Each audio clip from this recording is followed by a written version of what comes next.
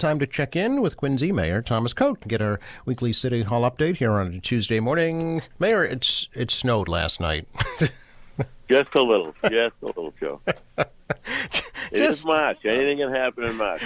It is the Trader Month, yes.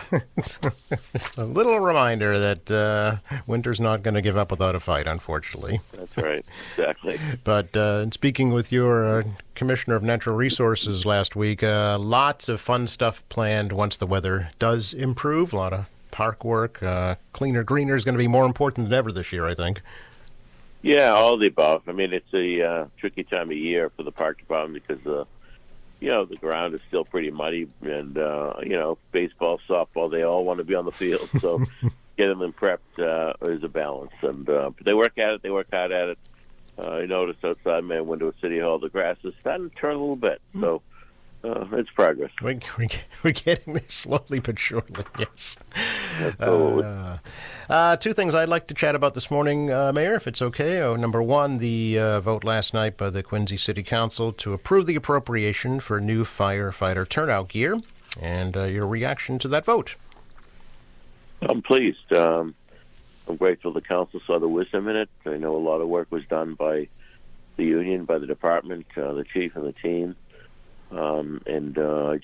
We should do everything we can to protect the safety of our public safety officers and first responders, and this was a huge vote in doing that. Are you confident that this new gear that will be purchased is going to be what it says it is, as opposed to the last set of gear? Oh, I am confident. I mean, this issue has now become a national issue, Joe. There's going to be a microscope on all of this going forward, and I think that's a good thing. So I don't think you'll see this problem again. Anything you can tell us about the city's efforts in litigation as opposed to the current gear? Just that we are following up with a legal team. I know that they're analyzing the strategies now and the best method, hopefully the best outcome. The council, you might be aware, reduced the length of the bond from 10 to 5 years. How does that impact the finances of it?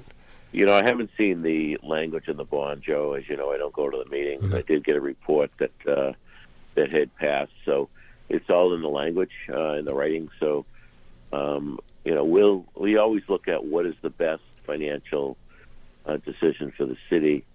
It's a 5, 10, 20, 30-year bond, and what is the payment schedule on it, what it means, etc. So we'll do that analysis with our financial advisors and move forward. Very good. So what's the next step now that the bonding's been approved? It would be to get all the guys measured and get the equipment ordered. Okay. And is there kind of a timeline for when that might happen? As soon as possible. I mean, we want these guys out of that old gear as quick as we can. So I'm told that I believe the number from the manufacturer was 6 to 8 weeks to get the gear in hand. So the quicker we get everybody sized up, measured, and get the order in, the quicker we get the equipment. So it's not like a fire engine. We got to wait 3 or 4 years. Thank God. The turnaround seems pretty reasonable. Sure. Very good.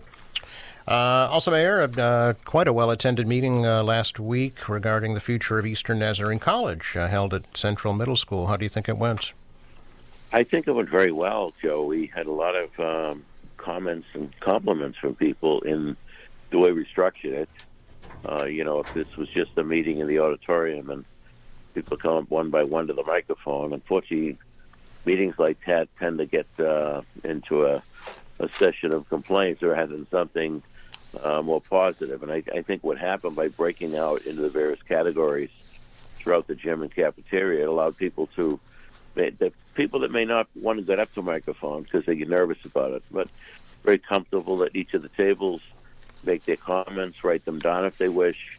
So I know that the team is analyzing and doing the summary now. I believe we had over 600 written comments on the ANC site with, what not to do, what perhaps to do, concerns, et cetera, et cetera. So I know we had over 600 respondents. I think we'll have by the end of the week a summary of those responses, and then we'll continue to move forward. Mm-hmm. Is there any update on the city's efforts to purchase that property?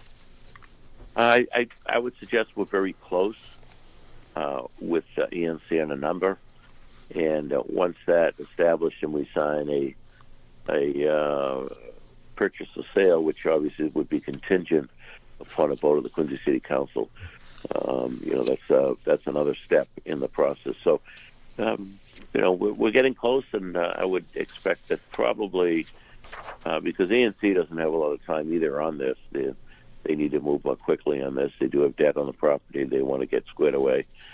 So I'm hoping that if this is going to go ahead, that would be before the city council within a month. Mm-hmm. I know you had said that you're looking at some kind of creative funding that may not include the general fund. Can you talk a little bit about Everything's on the table. Everything is on the table. Mm-hmm. There's various possibilities, funding sources for this. So I'll leave it at that at this point, Joe. Okay, very good. Is there still time for folks to offer their comments? Of course, yeah. Of course. Even if we are successful with coming to an agreement and getting a vote of the city council, I mean, there'll still be time for people's comments, and there'll be a very intentional process. The public, that neighborhood, will be involved every step of the way. Sure. Also, Mayor, this coming weekend, the Remember the Ladies event. This will be taking place on Saturday from noon to 2 at Quincy High School, and honoring the Quincy Public School nurses this year. Yes, it was a great idea. We've got a lot of amazing, dedicated nurses in our schools, and as you know, when young people are sick, it's not only meeting their physical need, but especially the younger ones, it's also meeting their emotional need. And we have some outstanding nurses who really care and do a great job for the kids of our system. So I thought, that this was a great idea. I think it actually was my wife that brought it forward, and so we look forward to honoring. I think this 28. I think that's correct. 28 school nurses that will be honored on Saturday. Really, really cool. And I think Abigail would be very happy with the choice. And also a special honor for the legacy of Grace Eng Toy, World War II Army nurse veteran and the first Asian American Quincy Public School nurse. I've actually talked to folks who knew Grace and have very fond memories of her. Yes, indeed. And I know we mentioned her last year when we discussed a number of individuals in my talk about Quincy 400 at the State of the City. She was one of the ones we chose, and a remarkable individual. One of the, if not the first, one of the first Asian Americans to settle in Quincy.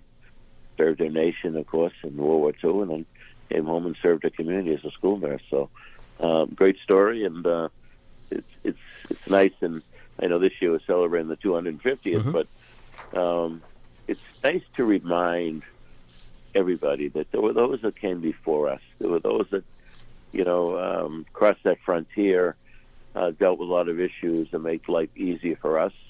And, Grace is another one of those individuals, so we're happy to be honoring her memory as well as the 28 school nurses.